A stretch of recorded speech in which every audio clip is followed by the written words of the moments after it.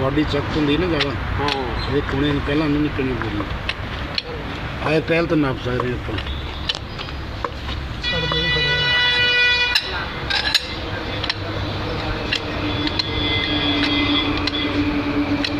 Pen अंदर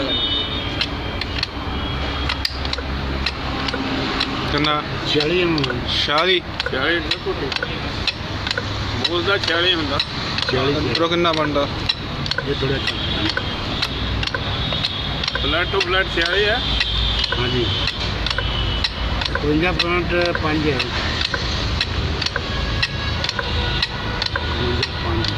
paper tight हो गया थे? 46 ਹੁੰਦਾ।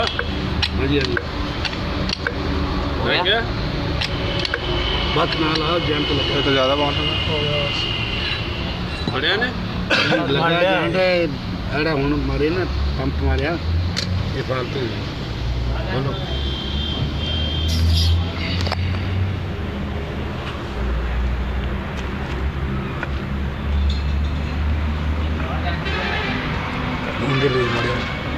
चलो लाओ।